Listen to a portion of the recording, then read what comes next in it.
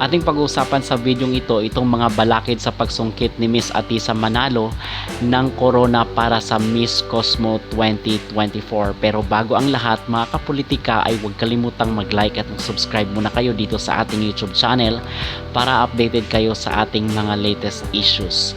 So ang ating pag-uusapan sa ngayon at ang pamagat ng ating tatalakayin sa videong ito ay itong balakid sa pagsungkit ni Miss Atisa Manalo sa corona ng Miss Cosmo 2024. Kung inyong makikita sa ating pamagat ay si Miss Atisa may posibilidad na mag-uwi ng corona para sa Miss Cosmo 2024, pero may malaking pero po mga kapolitika, at yan ang ating tatalakayin at pag-uusapan. Ano ba itong mga balakid sa pagsungkit ni Miss Atisa para sa Miss Cosmo?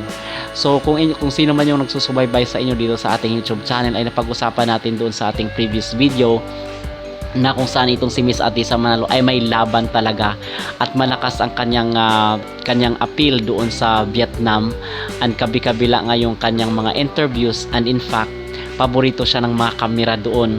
And nakita nga natin doon din sa ating previous video na kung saan na itong CEO ng Miss Cosmo na si Bawang ay may video sila na kung saan nagtatawanan sila at binati pa ni Bawang itong ating bansa, itong Philippines.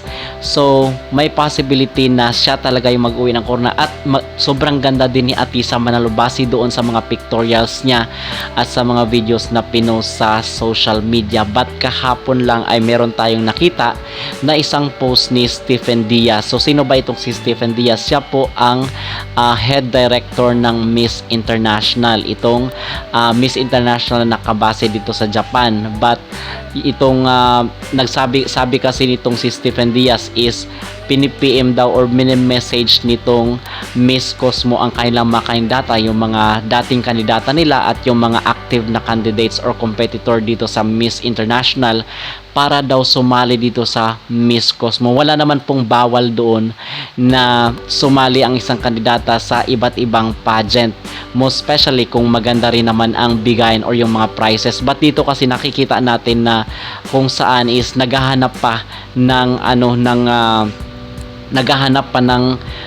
mas siguro angat kay Miss Atisa Manalo. Ito yung nakikita natin dito mga kapolitika na isa sa mga balakid bakit pa pini-PM or pina-private message ng Miss Cosmo itong iba't ibang mga kandidata sa iba't ibang beauty pageant. So ang pinangalan dito ni Stephen Diaz ay isa daw bagong beauty pageant sa Southeast Asia, at alam naman natin kung sino yung pinapatungkulan itong Miss Cosmo. Or baka naman gusto lang umingay rin ng Miss International, kasi ang ngayon ang atensyon ng mga Pinoy at mga beauty pageant fans ay nadadivert dito sa Miss Cosmo. So gusto rin makiride on itong Miss International, at isa pa sa nakikita ko dito bakit pinapalawak or pini-PM nitong Miss Cosmo ang mga kandidata ng Miss International ay para lumawak yung kailang fan base. Okay, kasi alam naman natin itong fan base din ng gusto rin nila siguro makakuha ng mga fan base dito sa mga Latinas dito sa South America, kasi aminin natin so hindi sobrang ganda rin naman at lakas din ng mga dating ng mga Latina, at ito yung sigurong may hinahanap pa itong Miss Cosmo aside dito kay Atisa Manalo. So sobrang laki ba naman mga kapolitika ng papremyo at prize dito sa mananalo sa Miss Cosmo. Talagang mag-aagawan sila. But ngayon ay nangahunting ng ibang kandidata itong Miss Cosmo para sumali dito sa Miss Cosmo 2024. So ano ang indication nito? Ano ang maging impact nito kay Miss Atisa Manalo? So nakikita natin dito na baka kung masungkit man ni Miss Atisa itong corona ng Miss Cosmo 2024 ay dadaan siya sa butas ng karayom. So ito yung nakikita natin dito.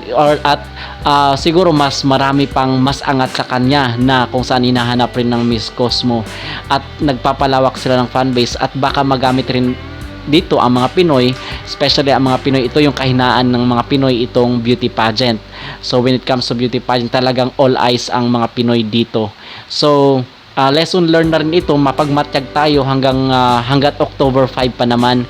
October 5 pa yung final night ng Miss Cosmo. So magbibigay tayo dito ng mga update mga kapolitika kung ano ang makaganapan dito sa Miss Cosmo and at the same time sa Miss Universe. Okay?